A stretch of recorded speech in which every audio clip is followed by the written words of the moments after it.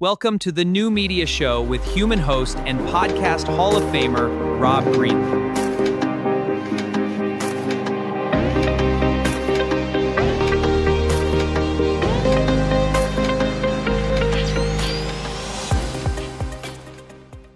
All right. Well, welcome to the New Media Show. This is episode 664, and I'm really excited to be here again with you doing the show. And today, the topic is going to be building your AI employee and how podcasters and creators are running smarter with AI agents these days. And I know this is a very cutting edge topic, but I've got Mike Russell with me, who is the founder of CreatorMagic.ai and has been a long time audio producer with his company Music Radio Creative, which has been helping podcasters for many years create their lead-ins and bumpers and all sorts of stuff. So he's heavily into the audio side too, but yet he's really been pushing hard into the AI side and video, which, you know, he and I are kindred spirits here on that kind of stuff. But Mike, thank you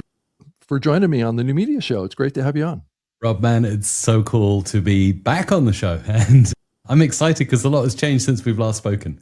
Yeah. I've seen you a few times at conferences here in North America. I'm not sure that we've caught up in Europe at any point, but I've seen you once or twice at the podcast show in London. I've seen you there on the floor. Yeah, I've only been there once. Maybe so once. It probably happened back in 2022. But there you go. Well, let's go ahead and jump into it, Mike, and talk about what you're doing here. But you know, most podcasters think about AI as a tool, right? At this point, right? You know, something you can use to clean up your audio, write your show notes, and create a transcript and things like that. But Mike, you've been thinking a little bit bigger about this topic and trying to build AI into kind of your own personal employee of sorts. You know, it's almost like a team member over here that's doing work for you. And your agents are doing what for you at this point? Just curious.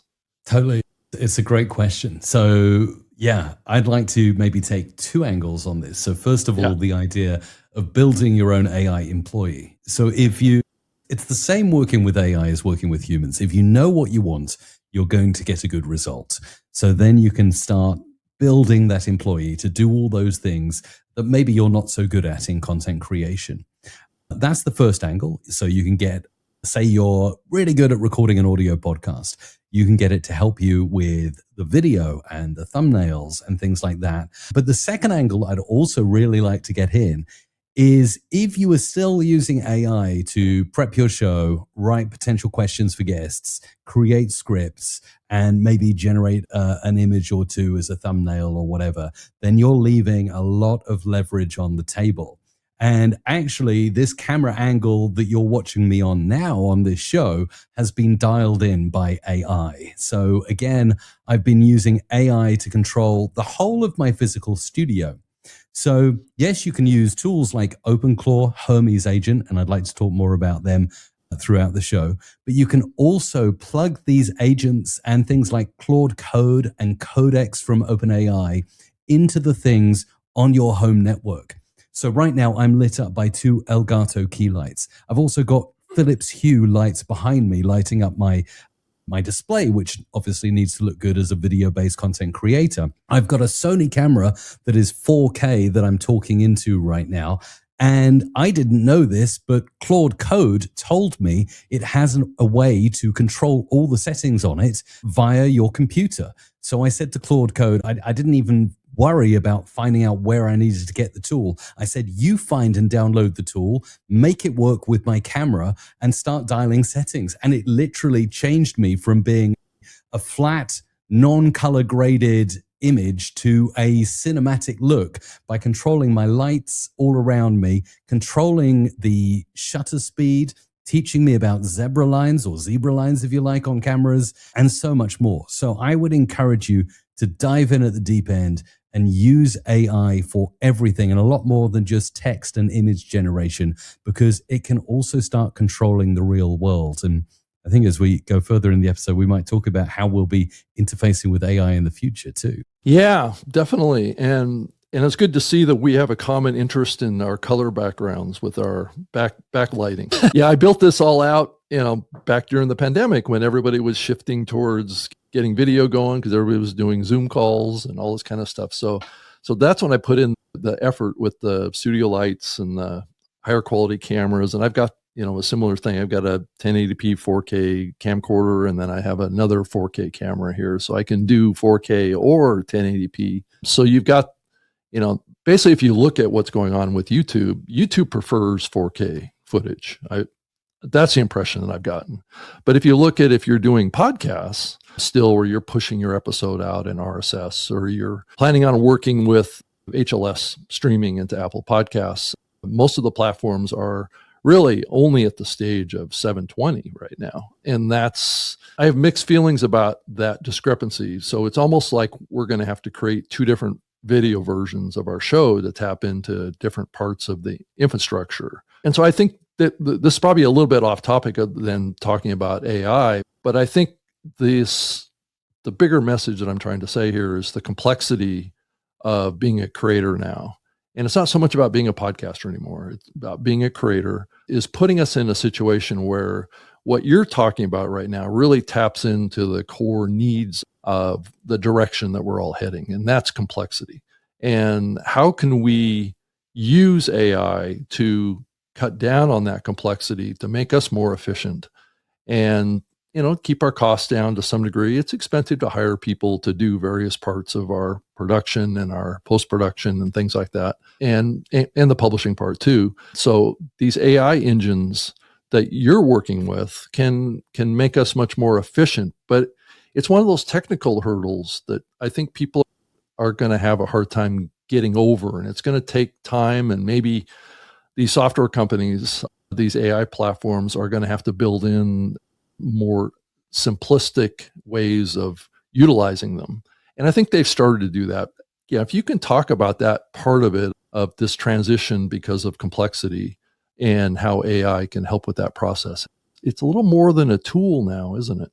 Definitely. I think that's a great statement as well, because if you think about where the moat is now as a content creator, I think it lies firmly in how good the content is you're producing looks and sounds. So we were told maybe 2 or 3 years ago, if you are doing an audio podcast, it's probably a good idea to at least get a webcam in the room that you're creating that content, right? So then you can throw it on YouTube. Spotify is supporting video podcasts as well. Like you say, Apple also taking that on. So it was going the video way, but now more and more, particularly I think late last year when the CEO of YouTube said, YouTube is the new TV. That was his exact statement. It's like, oh, this is no longer like 720p, 1080p. We have to be 4K. And actually, Rob, just before I got on this show with you today, I was looking at my YouTube stats thinking, is that really true? I still see comments from people saying your screen shares are a bit too small for a mobile phone. So I'm like, yeah, most of my viewers are on mobile. And I go into YouTube analytics for the last 90 days. 1/3 of my audience and the biggest slice are watching me on TV. And I think it was something like YouTube is now the #1 app in terms of watch time in the United States, hands down. So it's like, This is where we need to be. And we need to be there in 4K. And the new moat is creating content that looks good, has that cinematic blurry background, or fully lit if that's the look you want to go for as well. But you have to be more than just like, I'm going to throw a webcam up and do this now. Now it's like the name of the show. It's new media. It's the new media. This is what it is. Yeah, I think we have moved from the podcaster creator as being really what that new media creator has been for many years, for 20 years here. The podcast industry and then the growth of YouTube that has been parallel have really been the catalyst to create this quote unquote new media, right? Which is really a digital replacement for broadcast.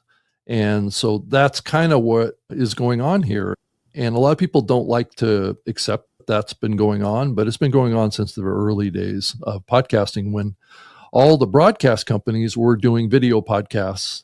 In the early years, the only reason they got out of it in the early years or moved over to YouTube was because they couldn't afford the bandwidth, or they didn't want to pay for the bandwidth because they hadn't figured out how to monetize it yet, right? Because commercial broadcasts, right? Because commercial broadcasters are commercial, right? They need to make money because they have shareholders and all this kind of stuff. And that's what caused a lot of them to stop video podcasting in the early years of podcasting, was because there was no, monetization technology layer that was layered on top of podcasting in those early years.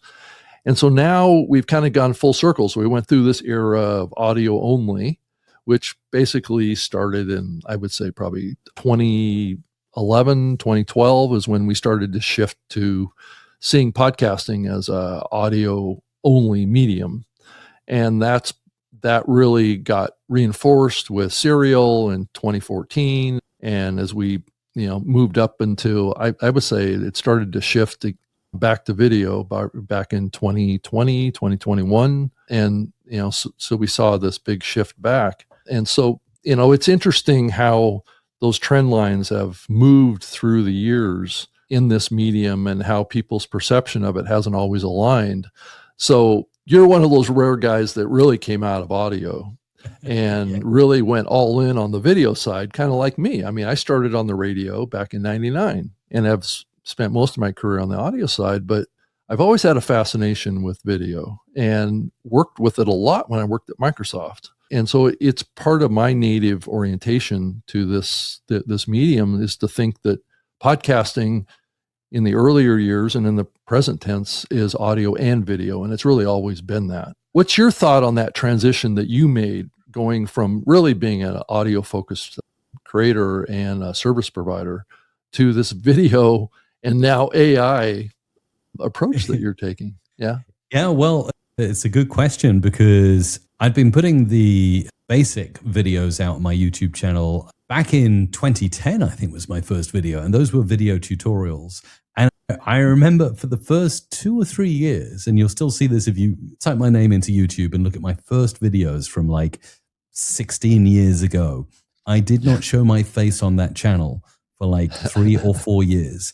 And then I went to a conference. I feel like it's a conference you might have gone to, Rob, called New Media Expo. Did you go to New Media Expo? Oh, I went to all of them. Yeah. There you go. So I went to a New Media Expo. And I remember when I was there, I had this distinct conversation with Ray Ortega, actually. And he said to me, you know what? Those videos are cool, but you should put your face on the camera. I was like, oh. So that idea came from Ray Ortega? Wow. Ray Ortega. Yeah. I was another audio guy. Yeah. And I was like, there's no way. He looked at a few and he said, yeah, they're good. They're nice tutorials. Put your face on the camera, Mike. And I was like, no, I like you, Rob. I worked in radio. I'm like, I've got a face for radio. There's no way I'm not doing this kind of thing. And yeah, you can wind back through the archive and you can see how embarrassing it was when I was sitting there in my attic working away, filming at a weird camera angle. But the one thing I would say is, the bar keeps raising to become a content creator and become a content creator that can get eyeballs, right? So this is really important. And a lot of people are not comfortable going on camera. I think that's a common theme even today with creators. Some of us may not even be comfortable talking into a microphone. Like, I hate the sound of our own voice, but at least no one's watching you and you can do it in your PJs. So you can start there. But now people are like, no, it's got to be video. And no, if you've got wrinkles like I have, tons of them in my forehead, you see them all in 4K now, which is crazy. But you've got to do it. So you've got to start somewhere and you've got to put that content out, because the more you do it, the better you will get. And it is a journey. It's like life is about the journey, not the destination, right? So if you, literally wind through my archive, or anyone else, even watch Mr. Beast, Jimmy Donaldson, watch his first videos when he was 18 years old. Like, they are filmed on the jankiest camera. Like, actually, Mr. Beast, if you go through his archives, he actually did a tutorial about Audacity. And I'm like, I'm wondering, did that dude watch my channel? Where did he get those ideas from? Right. Yeah. I'd like to think anyway, but but everyone has to start somewhere. That's my point. Well, so why do you think that it's so important to do video now? I mean, I have my opinion about it because I've seen the path over 20 years, but why do you think it's is now and why we're shifting over to a video first kind of a mentality for the creator space. Ooh, that's something I need to give some really deep thought to. I know. Because my initial response would be to say it's more personal, but no, it's not, because I think audio is more personal.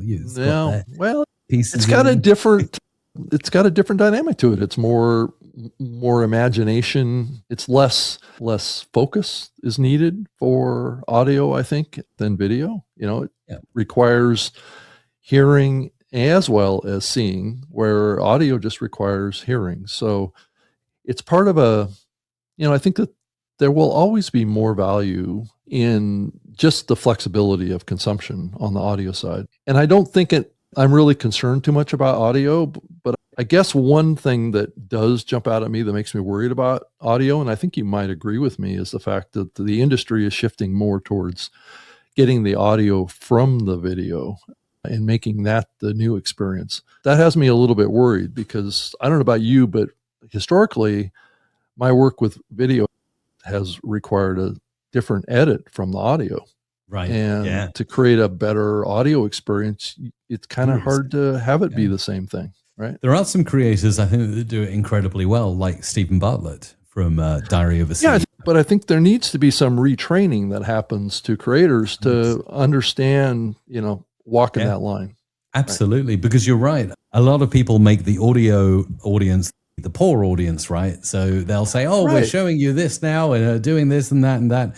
Someone like Stephen Bartlett will say, for those listening right now on the audio version, my guest is holding up this da-da-da-da-da, and it looks like this and blah, blah, blah kind of thing. Still makes you feel, as an audio listener, I want to watch the video now, but that is the thing. And how can you do that? Because ultimately video is visual and it commands attention as well, right? Whereas audio can be passive, you can listen while doing other things, right? With the video, you really have to be locked into that video at the time. And therefore, it's important when you're doing video that you're doing something that has retention, that retains people, because otherwise they'll switch off. Whereas someone, that's why it annoys the heck out of me, but they're now starting to put these like mid-rolls in the middle of podcasts all over the place. So like I'm doing something else, I'm like doing some exercise or washing the dishes, and I'm like, and I'm like, I've got to figure out the shortcut for my AirPods to like skip forward 30 seconds. There must be a magic tap to do that. I don't know. Well, ads are supposed to be annoying, right? That's the purpose of them. Yeah. Right? But that's always been the friction point in podcasting too, or in any kind of content creation, is how do you monetize them? And if you put ads in there, there's been tech that has enabled people to skip through it. But there's also, if you look at cable television with the streaming platforms, they've disabled that ability to skip too. So you've got all sorts of tension going on there with that. But and it's annoying how targeted they are now, because as you download, the moment you do, this, when you download, they check your IP, they probably get a load of other data points on you. Yeah. And they're like, this guy likes this and that, I'm going to send him that advert. It's freaky. Well, and that begs another conversation too, is just the metrics of all this stuff too. As Apple rolls out HLS streaming into the Apple Podcast app and things like that for video, there's going to be able to be deeper metrics. And so we may see, I think that there's been for a couple of years now, a lot of metrics envy about YouTube, as YouTube is seen as really I think I saw in a newsletter today, the app YouTube's studio platform is like, it's called the GOAT. I'm sorry, it's the greatest of all time kind of analytics and Tell me a little more, Rob. Tell me a little bit more about HLS and what it will mean, because I'm not familiar with what that will actually mean for the future of streaming and video. Like, what do you mean there that it will give you deeper analytics? I'm really curious. Well, I mean, if you think about how video was made available through RSS in the past, it was just like the MP3 file. It was just a download, right? So you didn't really have a lot of deep play metrics on it. The delivery of that file was hard to track in any kind of great detail. You could get a ballpark on it, but it was not very precise on how far people consumed before they dropped out. And especially if they downloaded it to the device and played it later, there wasn't a lot of metrics on that. So, this HLS streaming, that's happening, is going to give the opportunity to have the same level of metrics that YouTube has, because that's the same technology that YouTube uses to deliver the video formats to all their devices. So it really gives an opportunity for podcasting to kind of catch up to the metrics that a lot of the ad buyers are looking for. How long it's going to take for us to meter all that stuff at the same level that YouTube has is probably years off, but I think it's coming. I think that the ad buyers are expecting it now, even from podcast consumption side now. So, and podcasting now will be able to directly compete with the consumption behavior of platforms like YouTube. So and it's going to enable the possibility of live streaming into the podcasting space, which there's been tags. It's called the Lit tag as part of the Podcasting 2.0 initiative that will send a ping to a podcast app to say this show is now live, and you can click a button and consume it live. So that kind of capability is possible. It's not widely deployed yet, but all these things are kind of moving in a direction that hopefully will catch us up to, what YouTube has been doing for years now, as well as the other social media platforms. So that's interesting. Podcasting has been falling behind, I think, in a lot of ways. And this is why Apple made this move, is because they want to remain relevant in the new media landscape. And it's a little bit, that is a leading question to the whole thing about why video now. My opinion on that is that video has always been important to humans, right? So, and we just chose as an industry, the podcasting industry, that we were going to focus on audio, right?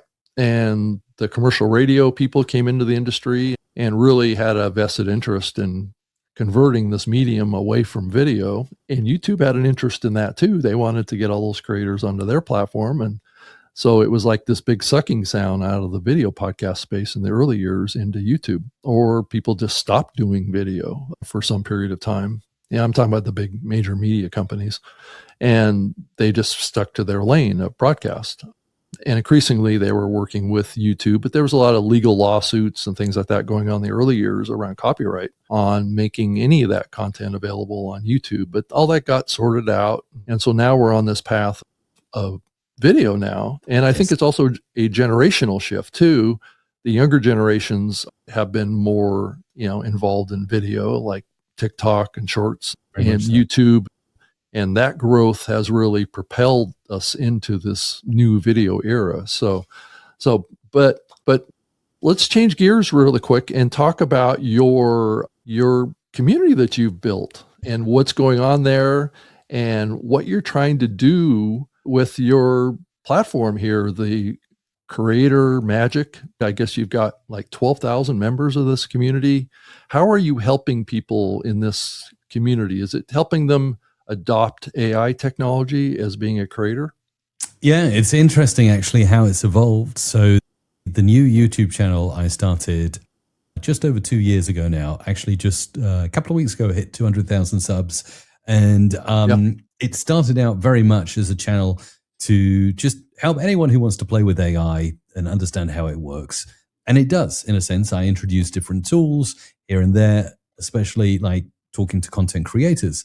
Mm-hmm. And then over time, I started to play more and more with vibe coding tools like Cursor, like Claude Code, like OpenAI Codex. Mm-hmm. And I've suddenly found that my target, the person that I seem to be reaching the most now with where the channel's evolved to over the 2 years, are 20 plus year senior developers who got like completely faded out from coding, like hated it. And then all these new tools came along and they've suddenly had their spark reignited by watching a CreatorMagic video. And that makes my day and blows me away actually, because I'm not a developer of any kind of QDOS. I've copied and pasted before AI existed from Stack Overflow, but that's about the extent of it. So to be actually playing with tools and have them write most of the code for me in the things that I teach on the channel, and also in the way that I create tools for my own content creation, is really quite stunning. And I think it just shows that you can do so much with these tools to make your life easy. And I encourage everyone to have a go at it. So I think that's the premise of the channel and where it's grown to over the 2 years. I love it. So I've never thought of you as a kind of like a very highly technical geek would venture into so deeply into this AI technology with what you're doing. I mean, you've been so human focused and audio focused and stuff. This was a big shift for you, I think. Yeah, it really is. Because every so often I'll get a comment that says, "Oh, it's the Adobe Audition guy. It's doing right. Yeah. Oh yeah. Put in that lane, right? Yeah, I've been at events and conferences where you've been on stage talking, and I've been Audition. Yeah, doing that too. And I think we've done panels together. I think, but that's right. Yeah, but yeah, I've always known you as like this, highly produced audio producer, right? And so this shift towards video and AI, but you've always had your finger on the pulse of where the industry and where creators are. And I think that's the reason that you got here. And I think I'm very similar to that too. And, Todd Cochran, my former co-host of the show, argued a lot about this shift towards video. He got tired of hearing me talk about it. And then it evolved into talking about AI. And he was a little bit two-sided on that AI topic. And I think a lot of people are about this. They'll say something publicly about it that's maybe a little bit, it's not all that important. And it's, it's not very good and all this kind of stuff. But I knew behind the scenes he was working with it a lot. Absolutely. But, so I think that there's a lot of people that live in that realm because they want to give a perception externally that they're human-centric and human-focused, because there's this perception that AI is going to threaten humans, livelihood and existence and stuff. So there's a lot of fear going on around AI. Totally. I would dial into that. I would absolutely dial into that, because I would say with absolute confidence right now, at the moment that this episode is going out, AI lacks something that we still have as humans. And that, in a simple word, is taste. And it's true. It's so true. You can generate the largest amount of AI slop if you want. I could sit here tonight and set up 100 automations that could pump slop out onto the internet without thinking about it. And I've done these experiments over the years, and it's still not there. So, my goodness me, when 11 Labs was becoming a big thing, with it as the best text to speech, and now there are a bunch of others that are doing it as well, really well. But 11 Labs came out and I was like, this is actually really freaking good. So I started like cloning my voice, and I was like, right, I'm going to pump out podcasts that will just do this, that, and that and stuff. And, I see some people on YouTube, they're like, there's one guy and he's like publishing a video an hour about like trends. So he's clearly got some like Google Trend scraper plugged into 11 Labs, plugged into something else. And he's pumping, like probably using HeyGen, and he's like pumping a video an hour about something that is trending. And I'm like, oh my goodness. But ultimately that can be done better right now by the real human. Okay, we might not have much longer, but right now, as we do this episode, we can still trump AI. And it's better than that. I think it's better than that, because you can be the director. As a content creator, you're not just the talent, you are also the director of your content. So you need to really tell AI what you want, and you need to keep hammering AI until you get the result you want. And I really want to say that this is very important. We have a lot of time left, and I would say we should be using these tools. As a creator, if you're not using AI, you will be left behind, and you will be replaced by creators that are using AI. That's very simple. There may be some edge cases where someone has an incredible native talent, and they're like, I don't want to touch AI for this. And I'm sure we could probably argue those edge cases where someone can produce an incredible piece of content on a regular basis and not use AI. But if you're like you or me, Rob, and you're presenting and you're sitting in a certain lane and you're trying to bring the latest information and distill it in a way that people can digest, then using AI is fantastic for that. For me, as someone who needs to stay on the pulse of what's happening in AI now, I absolutely have tools that give me briefings every day that say, you might want to check this thread out on X. You might want to look at this because this is happening. This is the biggest signal this week. So I know when I sit down in front of my camera on Friday and do my weekly update, I know before I record where I'm going to go.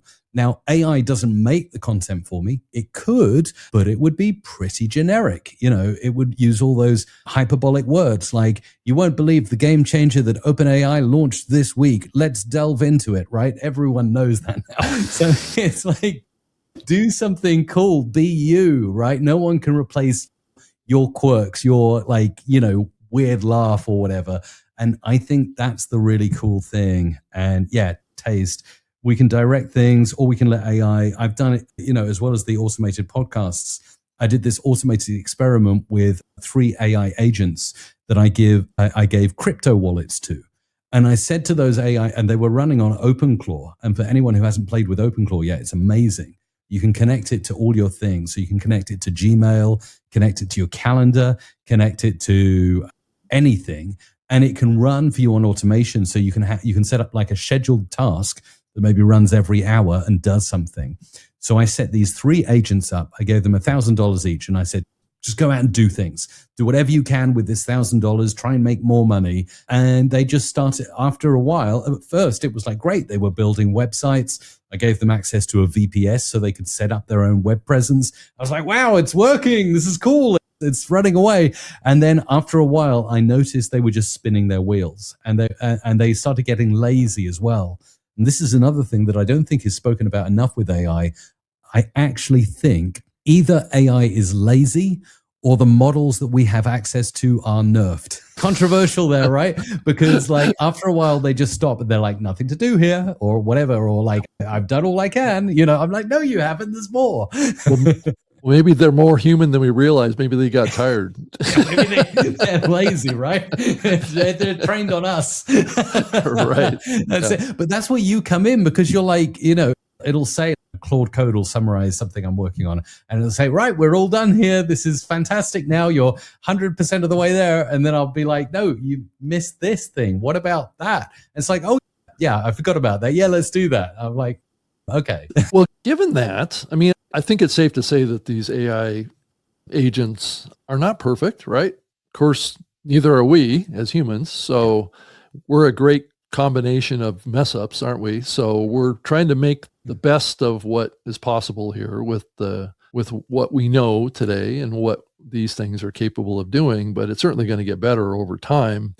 But let's talk about another part of this that I think a lot of people get a little confused on, I think, as they think about it, if they're new to using AI. It's this contrast between AI tools and AI agents, and what that difference is and how that makes sense to basically use agents to connect up to tools is probably a good way to think about it, maybe. But I don't know, is there a proper way to think about that AI tools versus AI agents question? Yeah, sure. So an AI tool can do one thing really well, right? So you might have an AI tool that is an image generator, like ChatGPT Image 2.0, right? It can make amazing looking thumbnails out the box. But every time you open up that tool and you put the prompt in, you're starting fresh, right? This is the best way I can describe it. So I'm making a thumbnail for my video. I have to say, you're making a thumbnail with oranges and deep purples. It should look slightly techie and have about 3 words on it. And, put the character in the right-hand side and, make them look like a Pixar cartoon. So I have to type that or copy paste that every time. Whereas an agent is going to have context on you, because you'll give it maybe some knowledge or some system prompt or whatever to tell it what to do. But also, because it's agentic, it can keep iterating. So it's not just like one and done. Like a tool is like, right, make this thumbnail. Okay, there is the thumbnail. The agent would be like, you would essentially look for an outcome. So it would already know about you. So it would know, okay, this guy is Mike. He likes Pixar-style cartoons of himself in the thumbnail, and he likes 3 to 4 words on the thumbnail. So it already knows that. So I don't have to prompt it. And then what is better is the agent can call many tools. So I can trigger my AI agent and say, I'd like a thumbnail for the latest video I just recorded. It finds the video, for instance, maybe on my computer. It transcribes that video using a tool, an AI transcription tool such as Whisper from OpenAI. It finds the content of my video. It understands it. It uses it maybe calls another AI like Claude, which is great at writing titles and descriptions. And it maybe calls the biggest model like Opus 4.7 and says, based on this transcript, what are the titles going to be? And then it goes ahead and it prompts GPT image to make, say, 5 different thumbnails. And it like has 5 different prompts for that. That's agentic. And then it can actually then go back. Maybe it has a knowledge base of all your previous videos and the stuff you've done and says, okay, or maybe even it knows about your YouTube studio analytics and the thumbnails that got the most click-through rate before. And then you say to it, well, based on the 5 results we've got here, which one do you think my audience is most likely to click on? And there you have an agentic process. And out at the other end, you have the ultimate result, that one thumbnail that your AI agent, using all its tools, has determined is going to convert the best for that particular video you've just made. So how do you set that up? I mean, is it all prompt-based, or do you have to create the prompt at each one of those stages to get it to do what you want it to do? Or does it do it some other way? So that's a great question, Rob, because it's changed. It's probably evolving. I hear a lot of people saying something changed in around December 2025 with AI. And I really feel like something did. And I know you will notice that because you're close to the edge, things as they're happening, bleeding edge tech. But a lot of people have probably not even seen that this is a thing, right? So if you'd asked me in the summer of last year of 2025, how would you do this, Mike? I'd say, oh, you probably want to go to traditional Zapier and you want to make it as a this, then this workflow. So you want like, I upload my video to Google Drive, Zapier finds it and uses OpenAI to transcribe it. And then it goes and does this step. Then it hands it off to an image generator. But now I would say you'd use an agent like OpenClaw or Hermes. Learn how these things work because they're self-improving. Now, it doesn't mean you have to write out the authenticator companies that actually give you access to these apps. So you can do something like with OpenClaw. Once you've got it set up, the hardest challenge is connecting it to all the things, right? So it's like, how do I get it connected to my ChatGPT account? How do I connect it to Google Drive? Well, the Zapier SDK can do something like that. If you've already got all those apps authorized in your account, you can use that. And then you can just say to OpenClaw, so it's no longer deterministic where you're going, when this happens, do this, then do this. You're telling OpenClaw the result you want. So you're saying to your OpenClaw agent, I'm a podcaster and I do this kind of stuff. And here's here's where I upload my videos, find a way to transcribe it, generate the thumbnails and give me this outcome. And then OpenClaw will look over at all its claws, basically, all the tools it has available. And it'll say, well, hang on, I've got this thing here that can make images. I've got this thing here that can see the images and say if they're any good. I've got this thing here that can transcribe and learn about the content you're trying to make. And it's self-healing. So if something goes wrong or breaks, your OpenClaw agent will try and fix it or find a more efficient way. And it's really cool. So this time last year, we were building deterministic workflows in tools like Zapier, Make, N8N. Now, at this stage, we are essentially prompting our Claw or our Hermes agent or whatever it is, and it's figuring it out. It's like chucking a bunch of tools, into a room, the AI, and just saying, you figure it out. Figure out how to use those tools to get me the result I want. And yeah, this is cool. I love this. So how do you adjust it to be closer to the customization that you would want in your content? And I think this gets back to the human layer, right? So we can either go way down the rabbit hole and let the AI decide everything for us on what to do with the content, how to present it, how to make it real in the real world, which is visible to maybe our consumers of our content. Do you put your finger on that process at a beginning stage with these bots to make sure that they're doing it the way that you want it to do, not necessarily the way that it defaults to do? Because I would think that there's some danger of doing things that based on what the AI wants to do that's too generic, right? Yes. And not customized enough to you and your thought process and your... Very much so. So there are 2 approaches to that. If you've already got, as a content creator, you have a back catalog of, say, thumbnails. I'm using thumbnails as an example. Okay, so you're training it is what you're doing. Right? You're absolutely training it. So you could say, I want you to go and look at the last 10 thumbnails I made, understand the common themes, and then write yourself like a brand guideline. Or actually more specifically, you'd do something, you'd create a skill. You'd tell it to create a skill, understand how my thumbnails are made, and then make a skill that allows you to create thumbnails just like that again and again. So you're codifying it. And the other thing that you can do, so some people may be established, they might have 100 episodes or 664 like you, Rob. But like some people might just be starting out. They've not even published an episode. And they're like, well, I don't even know what makes a good thumbnail. Like, what do I put in it? And, should it have a cartoon or a real person? And, some of that comes down to taste. But if you really don't know where to start, my answer to you would not be to go straight to the prompt box and say, well, what do you recommend? Because you're going to get that generic, training advice, which is going to be pretty generic and rubbish from AI. Like, well, you want it to look like. So what I say now is I say, search online and look at the latest trends for thumbnail design. What is important in 2026, for instance? And then it will go out, it'll look around. But then further to that, and I did this when I was redesigning my YouTube studio and my camera framing and things like that, I would find people that I really respect, content creators I respect, that are better than me, that have more subscribers than me, that look better than me. And I literally went through, I picked out 3 or 4 of my favorite creators that are, some of them in different industries to me, and some are AI creators. And I'm like, okay, those people are the gold standard right now. I want to not copy that, but I want to take inspiration from that. So then you can take some of their content, maybe how their camera looks, how their thumbnails look, feed it to the AI and say, well, these creators are clearly crushing it because look at the views on their videos, look at the subscribers they're gaining, look at the momentum they have. Tell me what the common themes are that these creators are doing and how I might be able to apply it to my own content.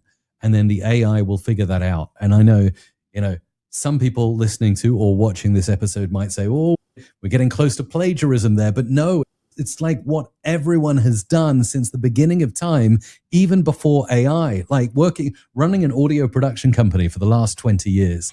The first question you'd ask someone when you made them a jingle, and you know this because you worked in radio, is, well, what do you want it to sound like? What pop track do you like that you'd like the jingle to sound like, right? And we're not ripping off Madonna or Kesha or whoever it's going to be. We're taking inspiration. Oh, you want a jingle that sounds like a track that Kesha made?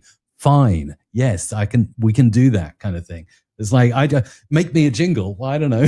It could be anything, right? So there's a process that you have to go through with each one of these tools, right, in your agentic workflow that you have to get in and kind of be like the orchestrator of sorts to train it on the appropriate information so it creates the output that you want as a creator that's unique to you. I think that's the key thing here, right? And I think that's a problem that a lot of people have with using these tools, is that it's easy to rely on them to default to their default perceptions, which makes content that's maybe a little more generic and maybe not at the leading edge of what you should be doing, right? And we all know the creators that are doing that because we can see it, can't we? Right. And so, are these tools increasingly really building in functionality into their process that better enables that ability to personalize it? Absolutely. And actually, I would say, and this is to take a quote from Sam Altman, he said, you have to prompt and design your processes, I'm paraphrasing a bit, and assume that the models are only going to get better. The AI models are only going to get better. And a place where I've seen that to be true very recently is in my thumbnail design. So I'm an old Adobe user for years and years. So, taught Adobe Audition, of course, editing little waveforms. So I can't get myself out of those apps. And now Adobe is doing incredible things with their Firefly AI assistant, where you just say, I want it to look a bit more like that, and it does it for you. So all the tools, even Adobe tools, are going that way.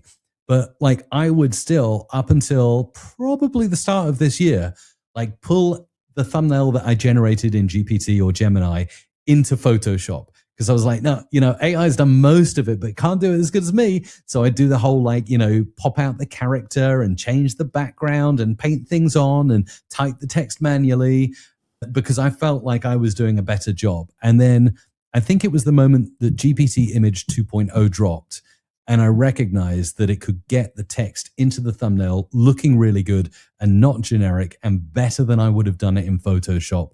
I started to let go and say, oh, actually, it's like with a real human employee, right? At first, they give mediocre results and you're like, well, it's probably because I haven't shown them correctly. So you show them again and then they give you something back and you're like, no, that's not quite it. So then you tweak it again. You say, listen, it needs to be more like this. And eventually you get there. And that's, I think, where we're going with AI. Now, I'm getting really good text on thumbnails. That was the key thing for me that allowed me to drop using Photoshop was the text. But at the moment, the text looks great every hit, but it looks different. So it hasn't got the style guide. So the next step in my process now is to say, not only do I want 2 to 3 words on each thumbnail, but I want the text in this font and in this color, and preferably in this part of the thumbnail as well. And then I can fully let go. So is that like a custom prompt that you're writing that you input into that tool that runs every single time it does the process? I have a very basic custom prompt, and I'm not a big fan of bloated, over-engineered prompts. I think that because the AI models are getting better and better, keeping it lean, keeping it lightweight, but being very specific about what you do want is correct. So I will say, it's a 16:9 YouTube thumbnail, cartoon character, upload the reference image, 2 to 3 words in the thumbnail. And I also, one thing I use quite significantly is keep it simple. Because if you don't, and I'm sure we've all seen these thumbnails where it's got like a million things going on or a maze of AI logos everywhere and, robot faces. And you're like, right. That's so AI generated. So one of the things I use again and again in my prompts are keep it simple. And then it doesn't go generating 5 mirror images of AI hands. And I get something I can actually use that looks okay. Or it looks like maybe it was made by a human. Yeah, exactly. That's it. That's what I'm aiming for. Yeah. And that's the interesting tension about all this too, is that if you really go all in on these AI creation tools, that it applies its own biases that it has to it. And that bias takes it down the path of making it look like maybe it's not human generated. So how do you feel about this tension between human created and AI created? Because I see it a lot, especially in the podcast industry. People are really, there's a sector of the community that's really pushing back on this, right? Saying that any clue that you can pick up in your content that's generated by AI that looks like it's AI, it's like, there you go. You're one of those AI people. I think we have to be honest here and say we're all one of those AI people now. Unless you're literally living under a rock. I mean, we all lie to each other and say, no, I definitely never send any emails using AI. I definitely never negotiate any contracts using AI. Yeah, right. Is there anybody that's actually doing everything now 100% human? Right? Absolutely. And I work with a lot of sponsors. I'm privileged to work with sponsors on my channel. And I'm pretty sure from time to time, I'll ask for one thing and then I'll get a response back. And I'm like, that's a pretty fair response. I wonder if that was made by AI. And then are we all doing deals and making things and agreeing with each other based on AI? And it's a phenomenal thing. Actually, it is slightly sidetracked here. Phenomenal therapist. If you have any issues, just pump them into AI, say, figure this out. And it'll actually be quite reasonable. It will say, no, actually, maybe you need to take a step back and look at this and this. Okay, here's a real sidetrack. I got one of these Claude devices, the thing that records you as you speak, and you wear it. And I bought it, and the first day I wore it, I was wearing it in America, and everyone came up to me and said, you need permission if you click the button on that. But I because it's all this second party consent, isn't it, of recording conversations if you're wearing a audio wearable. I find it phenomenal because I have a brain like a sieve. So I wear it with my wife all the time. This is a true story. And we'll go out and, the moment she says something significant, boop, I push the button on my chest. It feels very, I don't know, Jarvis-like or something like that. And then it will just record the conversation and I'll get back and I'll pump it into Claude or ChatGPT. And then it will really roast me. Like, Rob, I'm laying my cards out on the table here. It will roast me. And it will say, Mike, you didn't listen to what your wife said there. She was asking you for this and you completely steamrolled her. It's like the most amazing, most candid, kind of incredible thing at like pulling you apart that I know. And I'm like, whoa. And then I'll turn around and don't tell Izzy, actually, she's probably going to watch this now, but I'll turn around to her and I'll say, do you know what? When we had that conversation earlier, you were right. You were right, this and this. And then suddenly it's going to hold us accountable, right? I'm like, wow. It's going to hold us accountable for stuff. Who knows? I mean, who needs a psychologist now or a counselor, right? Yeah. There's one in our pocket all the time. Yeah, that's it. Yeah, it's interesting how we're going to, especially as we shift into the whole embodied AI stuff with the robots. Yes. And increasingly this technology built into our devices. And I know I drive a Tesla car. It's basically a robot on wheels. How do you find that? You got the full self-driving? And it take over anymore, or is it all easy? I mean, it's been driving my car for me for probably the last 2.5 years. So I've been living in that world for quite a while. It's not the latest and greatest tech from Tesla right now. I have an older car. I have a 2022 Model 3, and it's got the hardware 3 AI chip in it, which they're up to hardware 4 now, which has the latest AI models. You heard that coming to Europe. It's already in the Netherlands. Yeah. It's coming in a few days, I think, maybe today actually, in Lithuania. And next month it's coming to Greece. Might take a while to get to Cyprus, where I am, though. So that's we don't have Tesla dealership here, so it's like, Yeah, so that's kind of at the cutting edge of where this kind of technology that we're using with these agents, whatever, are going to be embodied into physical, real world things, from cars to robots to your appliances to your washing machine, or, I mean, all sorts of stuff it's going to be built into, which, it depends on your view of tech. If you're a huge tech fan, you're probably say, bring it on. But if you're anti-AI, you're probably like, not my washer. It's not going to be there. But that is going to bring in another element here of, being a creator is that, it's going to increasingly come into our devices that we use to create content too. Our cameras, we're already seeing it come into the cameras. I think we're going to see it come into the microphones more. Yes. And it's going to be able to create perfect audio, no matter what circumstance that we're in, what device that we're using. I think it's going to elevate the quality vector here. Oh, yeah. I know one of the arguments that people have about humans are going to be, it's going to be messy. That's what human created content that's going to stand out is going to be, is, less than polished, a little bit rough around the edges. And it's that authenticity layer that we're all of a sudden fascinated by, of AI kind of creating this environment where humans need to think that they need to be less perfected, right? And that'll gain an audience. But I don't know, Mike, if you feel the same way I do. I've been in this medium a long time. I've been creating content for a long time. And I don't know that I've ever thought about the aspiration of creating flawed content as a strategy to retain audience. And I'm not sure that's really what they mean, but this perception that somehow less than optimal production quality, production values and stuff will hold on to audience. I think that's a little bit of a misunderstanding of what's going on here, because AI obviously is going to create very high quality, the production values are going to be very high. And then humans trying to compete with that with lesser quality content doesn't seem like the path to success. What's your thoughts? So I think I would say, actually, I think there's space for both in different lanes. So I think, yes, the high quality, polished production stuff works really well. And YouTube's gravitating towards that with the whole 4K, your show is now on TV kind of thing. That's where the polished stuff lives.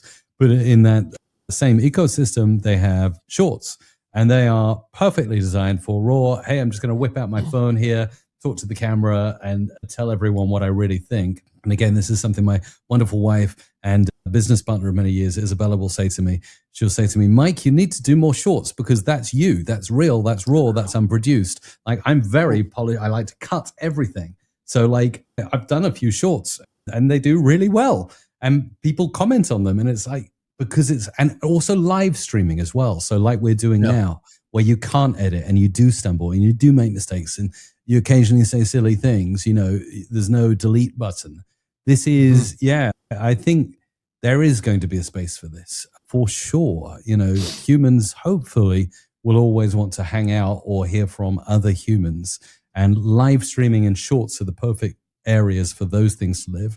And long form pre-recorded videos on a platform such as YouTube, I think that's where that kind of polished stuff can live. Yeah. Though that doesn't exclude production quality audio, quality video. Yes. And I think, and that's probably not what they're really talking about. I think when they talk about how humans are going to compete with AI generated content, it's going to be around very different types to bring to the content that AI is going to do. But I do wonder though, and it gets back to what we were talking about, is the training of these agents. Once they have a better understanding of who you are as a human and how you create content and how you come across in those videos and how you speak and how you talk, that they are going to be able to, duplicate that pretty closely. Pretty well. Yeah. And if at some point, whether it's 6 months, a year from now, these cloned versions of us are just as good or even better than us. Now, better is a very subjective reference there. What is better? So I think we're going to get into this era where, what is the real difference between a human cloned piece of content and a real created raw piece of content? What is the real distinction there? And what makes one or the other more valuable in that situation? If all things are equal and the AI generated version is labeled AI generated, right? And the human one is labeled human generated, humans may default to trusting the certified human version over the AI version.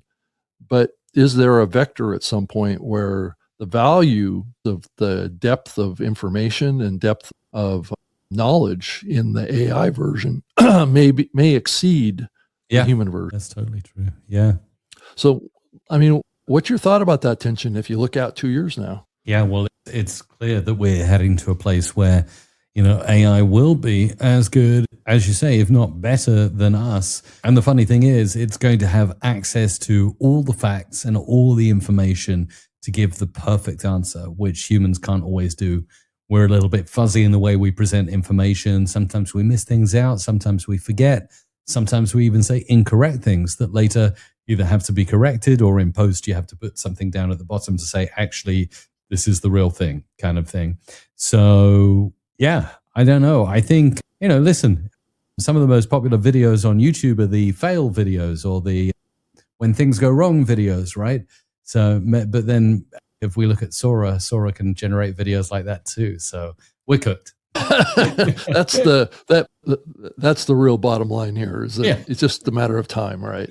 No, I'm just kidding. No, I'm very hopeful for human created content too. I think this is going to be a lane for human created content, and there's going to be a lane for AI generated content. I'm not one of those people that are like has to take sides on this. I think there's a place for both, and they can be complementary to each other. And I think that's what we're going to see happen in the future. Who wins from the standpoint of who gets the most views, that I don't have the answer to quite yet. And I don't think anybody really does at this point, even though we are seeing trends where AI generated content is garnering pretty big audiences already. And, right. So that's happening. But to back up and kind of wrap up the episode to some degree, I wanted to talk to you a little bit about how you recommend Creator that's really maybe just touching AI right now, using it for transcripts, using it for maybe some light editing, a script or something like that with what they're doing. How do you recommend that somebody kind of start on the path of transitioning into doing more agentic type of agent-oriented approaches to running their life as well as creating content? What's the first steps in moving in that direction, and what type of platforms are you typically getting started with when you go down that path? A couple of really cool platforms. So if you're just getting started, you probably don't want to install something like OpenClaw or Hermes, which are absolutely popping off and trending amongst AI people right now, you probably want to use something from the big AI companies like OpenAI or Anthropic. OpenAI have a great product called Codex, but some people might be put off by that in the fact that it says code in the name. So maybe go to Claude. It's scary, right? Yeah. Is that what you're saying? Oh my God, I'm going to have to code. Yeah, but Codex actually dropped a feature just a couple of weeks ago where it can take over your computer and use different apps. I actually put a video out about it 2 weeks ago on CreatorMagic where I got it to control Adobe Audition. It wasn't quite as good as me, I'm pleased to say. So maybe there's some runway left. No, that runway's already gone. Yeah, I think the Gemini platform just dropped something too. Spark. Yeah, Gemini Spark. It's going to be interesting. That'll really kind of automate the connection aspects to various apps or websites that you're currently using to help you. Right. 100%. That's going to be so a great is that way the in. best entry point?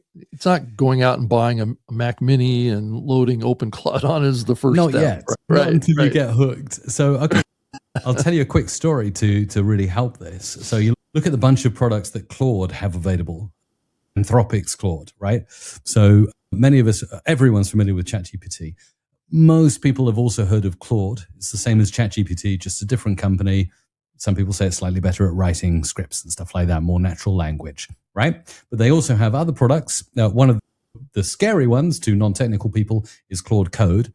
But then there's Claude Cowork, which is essentially Claude Code under the hood, but all of the coding stuff is like abstracted away. So you ask it to do a task, you install the Claude app on your computer, you load Claude Cowork inside the app, and then you give it a working directory in your computer and you say, I'd like you to do this thing for me. Make me a spreadsheet and gather data from the internet about this topic, and it will do it for you.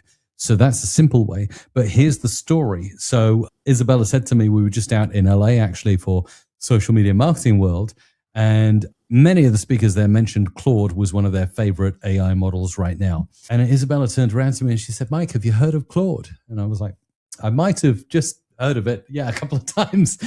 And she was like, I really want to understand a little bit about Claude Code because you talk about it often and you say, well, non-technical people can use it. So here's the thing. She said, look, can you just show me, like, how would I get started with it? So we literally did this the other week.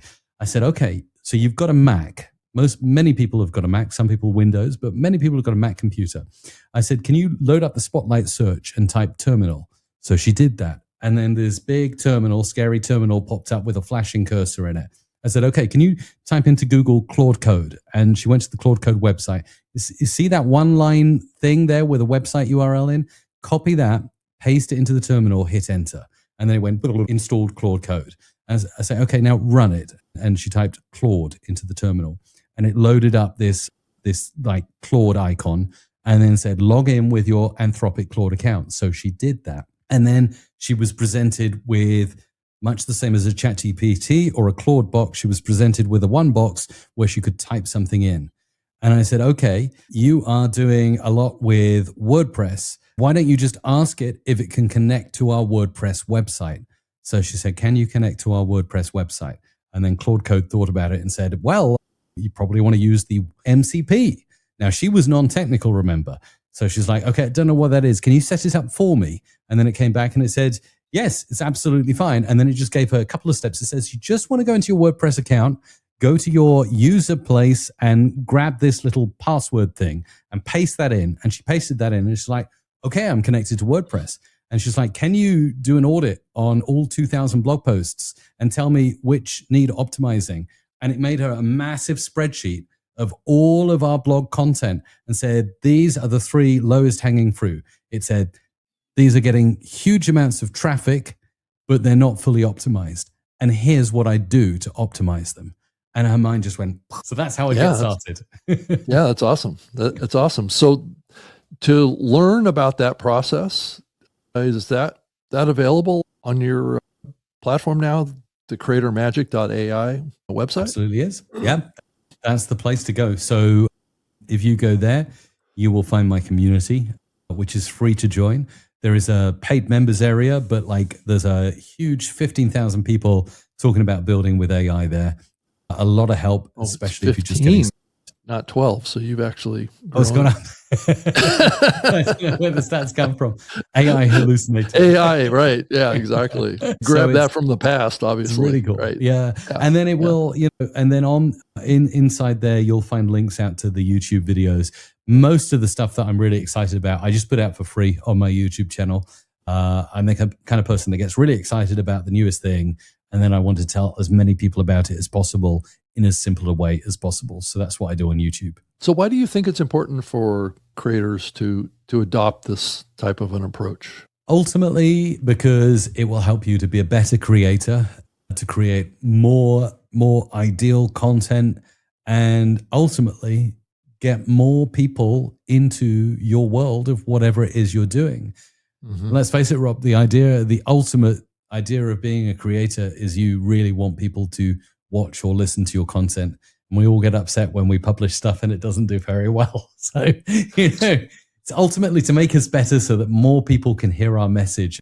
And hopefully if we're teaching or talking about something interesting or we're entertaining in a unique way, that's why we're doing what we're doing, because we want other people to get excited about the thing we're excited about, right? That's ultimately why we do what we do. So I would imagine that through this process of making these type of, agentic connections that can help you streamline your work processes with your show, to some degree, just your functions in your life potentially. Has it been able to help with the monetization part of being a content creator at all? I mean, it can. Yeah, absolutely. Practical example, if you are a content creator, so as you know, there are many ways that you can monetize your content. For instance, many of the modern podcasting platforms have the ability to insert ads into your show. YouTube obviously does that and has a beautiful AdSense program that's been running for years now. It's really good. It gives you nice passive income based on the work and the content you're putting out and the advertisers on there. So that's all passive. But one of the ways that many creators make more money than their AdSense or just the passive stuff, is they seek out sponsors, or sometimes, if they're fortunate, sponsors seek them to work with them. And what is really powerful with AI, and here's a use case you can think of as a content creator, if you find or those companies that you'd be a great fit for, but you don't know how to get in touch with them, AI is fantastic at getting you to the right person. So if you want to do that, you can go to something like Claude and say, okay, I've done these pieces of content. I think it would align perfectly with company X, but I don't know who the right person would be. Can you help me out? And it will, if it's agentic, it might search the web and help you to find that person. Or it might give you prompts like, okay, you probably want to search for these kind of things in LinkedIn. And then I'll go to LinkedIn and I'll find, a bunch of search results and I'll paste them into the AI and I'll say, okay, these are all the people I've found. Who's the number one person I should reach out to? And it'll be like, that person. So go and take that and use AI for that, if nothing else. If there's a company, and don't use it to spam, because that's the bad side of AI and the internet and spamming. Now AI spam is a whole thing, isn't it?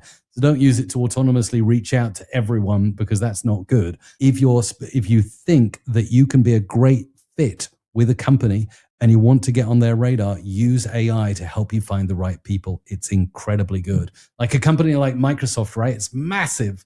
Say I wanted to do some kind of AI thing with Microsoft. Now, I'll say it's also good to lean on your contacts. So maybe talk to Rob Greenlee and say, would you happen to know someone? Could you make an introduction? Obviously, a warm introduction is way better than cold outreach, right? But, if you don't have a way in, use AI to find the right person and go for it. Yeah. So is there any other aspects of getting an agent working for you that can help with your podcast? Can it help you spin up a website? Can it help you create a newsletter? Can it create all of the, merchandise for you, t-shirts, things that you can make available on the platform too?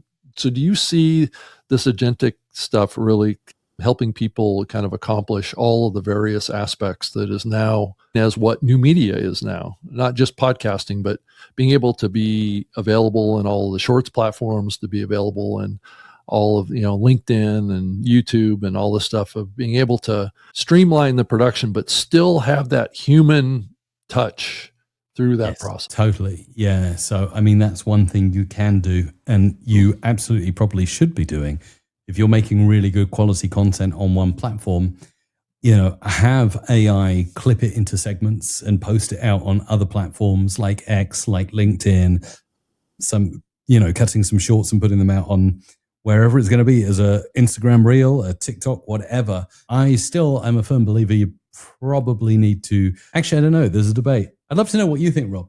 So do you think that you should significantly customize each thing you do for each platform and each social network? The other school of thought is just take that one piece of good content, cut it down, pump it out everywhere so that you get maximum amount of eyeballs.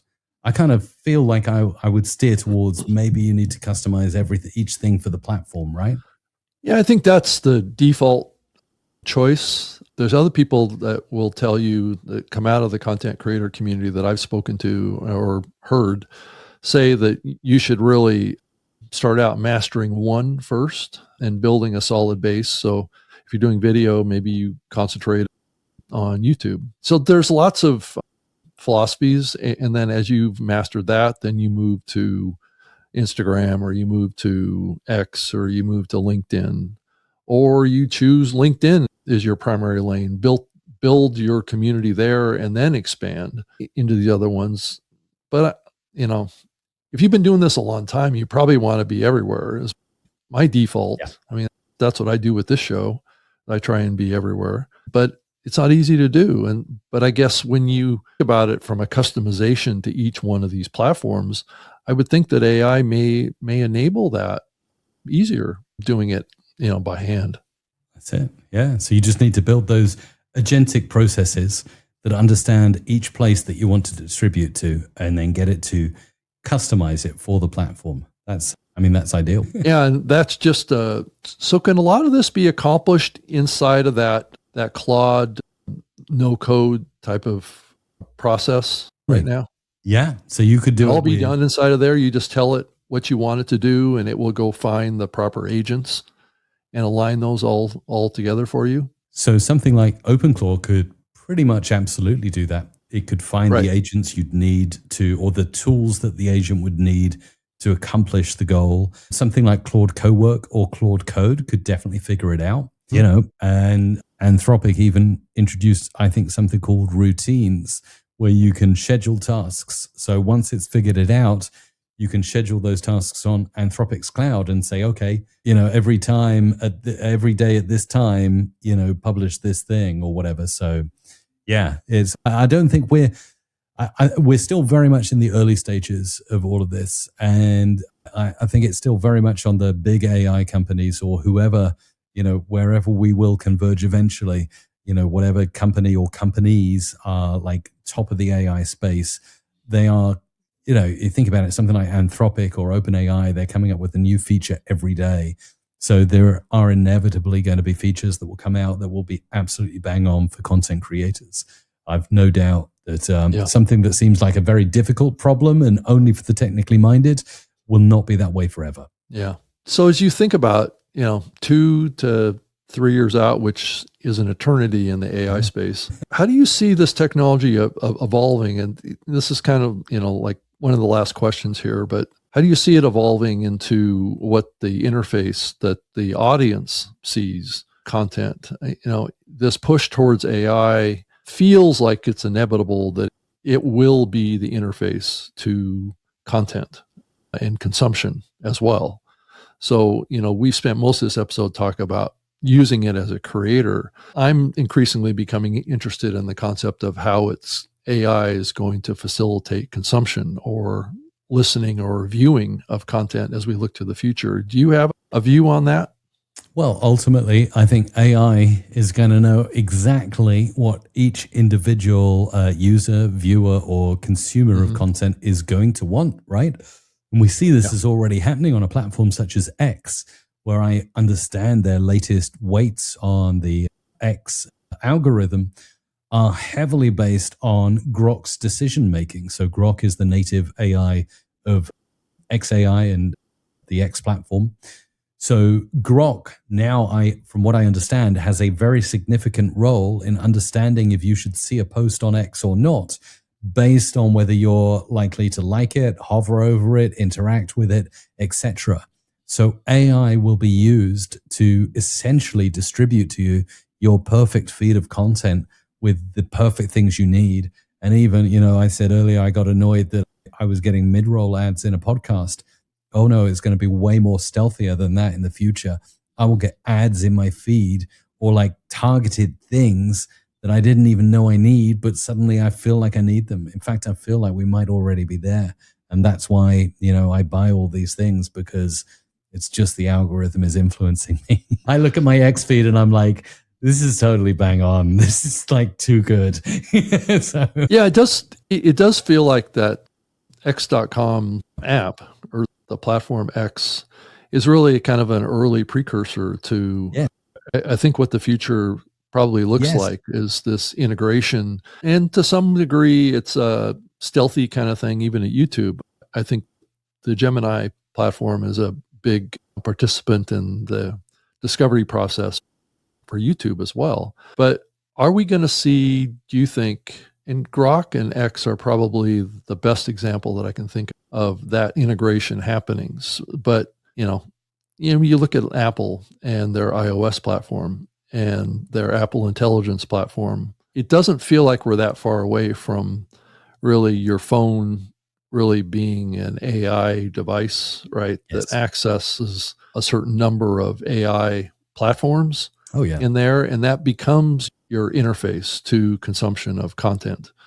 It feels inevitable to me, and I think looking at what X is doing and YouTube is doing is telling me that. Do you think that we're going to see those brands kind of, the YouTube brand and the X brand kind of morph into being almost like a core operating system component inside of our devices, do you think? Wow, that's an amazing question. I hadn't given well, I mean, I think if you think about how these agentic processes are being built into these platforms, I can envision a day when these, Spotify and Apple Podcasts get built into Apple Intelligence, right? And it's not so much where you're going around tapping on different apps in your phone. It just, you tell it what you want it to do, and it just does it, and it spins it up for you, right? Thing. Yeah, for the moment. Like, I want to listen to such and such podcast or whatever, and it'll just pop up on the screen and say, your favorited podcast now published a new episode. Here's the content. Do you want to listen or watch? That'll just spin up inside of the AI experience, not so much inside of the Apple Podcast app. I'm actually doing that manually right now to learn. So when I'm working on things and I have a big document in front of me, I'm planning something out and I'm thinking about a certain topic really hard. And I'm wondering if anyone else has spoken about this or verbalize this or whatever. So I have some agentic processes that can get the transcripts of a YouTube video or pull the transcript of a podcast. And I'll say to my AI tool or AI agent, I'll say, so you know what I'm working on. Can you just go out and have a look and see if you can find any podcast or any show that's talking about this topic recently? But I don't want something like 3 years old. I want something recent. And it'll execute all its tools and it will come back and it'll give me suggestions. And it's really good. And I'll then go off. It's like, especially when I get stuck on a problem that I'm trying to solve or something I'm trying to work on, that's my best way to take a break. I'm like, find me some content about what I'm trying to do right now. And because the AI has the context of what I'm working on, it's like, sure. And it's like, okay, found you this episode. And then I'll do something. I'll wash the dishes. I'll go for a walk, take a hike with the dog, and I'll put the podcast on and it's always bang on. And I come back inspired. So I think what you're saying, Rob, essentially is that would be eventually baked in. So I just say to my phone, you know what I'm struggling with right now. Can you find me some content on that? And it will just say, sure, here it is. And then I'll go for that walk and it'll play. That'll be brilliant. And it's going to know your favorited content creators in its memory about you. And if you think about the two biggest platforms right now, iOS on the Google side, and you look at Apple on the other side, those are the two portable devices that could easily get integrated with, Apple Intelligence may be it's almost like the deals that were done in the early years with Google, with Apple, right? The integrated search engine inside of the Apple ecosystem for years was either Bing or Google, right? So it was who they had to deal with. Yeah. Apple, and it could explain why we've seen a huge stock difference in stock price between Microsoft and Apple here recently, where Apple is worth $1 trillion more than Microsoft, when there was a period of time, even just a year ago, when Microsoft was more valuable than Apple. But what caused it to switch? And I think what caused it to switch and Microsoft went down in value is Microsoft doesn't have a mobile platform, right? The only platform that Microsoft has now is Windows, right? And sure, Windows is used by a large number of people in the world, but it's not at the scale of mobile now. And then you look at Google, they're going to build in Gemini. And this wild card out here is the Anthropic platform, right? That's dominating. And so I'm increasingly thinking that those are the three big players that are going to occupy it because of their orientation to mobile devices. And I'm just not sure what, if the Anthropic platform becomes kind of like the B2B solution, but yet the Gemini and Apple, or maybe Apple buys Anthropic and just builds it into their operating system, right? I'm just thinking about what the future looks like. And I've always done that. The early years I did with the internet too, was kind of conjecture with where the trend lines are trending and what we could wind up seeing in 3 or 4 years in our mobile devices. Definitely. I think another big headline is that you don't need to be a big content creator anymore. So you don't need to be a Mr. Beast. You don't need to have millions of subscribers, because the algorithm, or whatever you want to say, call it now, the AI influenced algorithm is so good at finding what's right for you. It will find that small creator that's talking about exactly the right thing that you need to know about and surface it to you. And a great example is X. Like, I use that as one of my daily drivers. Like, I'll open it up, have a look what's going on. Now, I follow very few people on X. And in fact, most of the people I see content from, I'm not following, but I see them again and again. And it's because X knows that I need to see those posts. So I am getting surfaced those creators. And it will also, as well as my regulars that I'm seeing in my feed, I'm also seeing people I don't recognize surface up, but it's all relevant stuff I'm interested in. So for those small creators that are talking about exactly the right thing, the algorithm with like something like Grok or Gemini behind it is going to surface you to the right people. Well, if you're a content creator starting from day one with 0 subscribers, don't be discouraged. Today and right now is a great time to start, because you will get started with this. I mean, take someone like, a mutual friend we're both familiar with, Pat Flynn, started with his daily shorts on his Pokemon channel. Pokemon, right. And he just started, I'm just going to, I need to systematize this, do this every day and put something out there. And then at the start, he had crickets, right? There was nothing there. And then YouTube was using that AI-powered algorithm to find his audience. And eventually it was like, oh, I think this bucket of people would like it. And then those people started to see it. They loved it. So it's like, oh, we better put it out to this bucket and this bucket. And that's how you grow, right? It's amazing.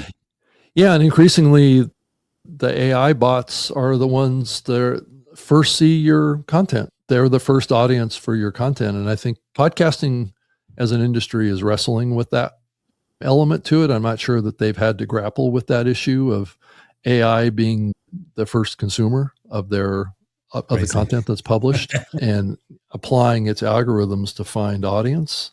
Yes. But I do think that's probably coming to Apple Podcasts, if it's not already there. And then Spotify too. And a lot of the platforms are going to use AI to match interests and behavior to content discovery. And so there's elements that we're going to have to recognize around publishing content in a method or a way that makes the content more accessible to AI and optimizes it for what the AI is looking for. So you get those recommendations and those placements to the appropriate audience. And I'm not sure that lane is entirely tracked yet on how that all works. I think some people are putting a lot of thought process to it. I don't know that I have a good understanding of it. I know there's all sorts of new acronyms related to AI discovery now, Wow. Was it AGO and others out there? It's beyond what SEO was in the past. And oh my God. Yeah. So there's these ways of generative optimization. Right. Yeah, you're no longer trying to appear in the first 10 results. You are trying to get surfaced as the answer to question in AI. Yeah. Yeah, and it has its own needs that are different than the human consumer too, Because if you use those techniques publicly on, let's say, your show notes or your website, the humans are going to know that you generated this with AI because it has those core characteristics to the metadata, right? And so there's this tension going on around perception of humans, of what's AI and what's pure human. And so what's, my parting question here before we leave here, I know we're going long, but how should content creator, I know that there's this language out there of anti-AI, calling anything that's created by AI as slop and it's all bad, and we have to, rise up and rebel against this onslaught of AI content, and the world is going to come crashing in because of this onslaught, and humans are going to get left behind and all this stuff. What's your thoughts on, is that rather short-sighted, do you think? That emotional reaction to this stuff, or do you think? I think that if you are not using AI, ultimately you're going to be replaced by someone who is, as you mentioned earlier, Rob, orchestrating the AI, or maybe a more appropriate term for content creators, directing the AI. You're a director, and I think that's the key takeaway from this episode, is that if you're going to use AI, the humans need to be the director. Yes, 100%. So be the director of the AI. Don't oppose it. Don't say, I'm not going to use it. Use it and be the best. I hate to say this, but there's some hypocrisy going on here on this topic, because, I'm saying people are claiming that this content, if it's AI generated, is bad content, right? And people feel free to just insult it and call it slop and call it crap. Yeah. But humans have created slop content too. So they have. There's a lot of full spectrum here. I mean, I've been doing this a long time. When I started creating content, I would consider it to be slop too. Remember back in the day when bloggers were using word spinners and ripping off other people and like, hey, I can just this article and get ranked in Google, Yes, I tend to not want to talk about this in a way that makes me look like a hypocrite too, because it's like humans have created slop content for years, and humans have felt to some degree that it was probably less cool to call humans out about how bad their content is. But now, since AI is creating it, we kind of feel like it's okay to call it shitty content. Right? Yes. And that's not to say that it isn't true. AI, like you said earlier in the episode, AI has created a bunch of shitty content. There's no question about it. And but that's the same thing humans have done. So why are we creating a double standard here, I guess, is the question. Every technology has its evolutionary steps. And, I worked on the Zune. I mean, come on. I mean, that was not a platform that was seen by many as quality platform, right? And it created a lot of criticism. And so that was kind of my experience with it too. And I just caution people to step back and look at it more objectively and realize that there is some benefits from this. And I think if you listen to this whole episode, you will hear what the benefits of using this technology is, and not just focus on the negative side of what the outcome is, which is sometimes inappropriately used. Indeed. So anyway, Mike, it was great to have you on the show. Thank you so much for taking so much time with me and doing this long episode. I think it's a very important topic right now, and a lot of creators are wrestling with these issues and getting really confused about which way to go and how to proceed in this very complex world. And I wish you the most luck with everything that you're doing. Thank you. So the best way for a listener or a viewer of this to connect with you would be to go to your website, the CreatorMagic.ai, and then also what's the name of your YouTube channel? That's absolutely the best place to go. A YouTube channel, just type in Creator Magic to YouTube. Oh, okay. It's the same then. Okay. Yeah. Or my name, and you'll find the other. I've got two channels, so one way or another, you'll find me. That's true. I can definitely see that being the case. But well, Mike, thank you so much. And thank you for spending time with me today with Mike, and I appreciate you being here. And if you can go to the New Media Show, I've been working on trying to upgrade the branding to this show and to make it more aligned with where we are right now with new media. Now, this show's lifespan has really been focused on trying to address the podcast industry and space. But my view of what's happening here is that podcasting is not dead. It's not going away as a kind of a isolated component of new media, but it's part of it, but not the whole picture anymore. And so I want this show to cater to the full spectrum of creators that are creating video content, audio content, AI content, the whole spectrum, right?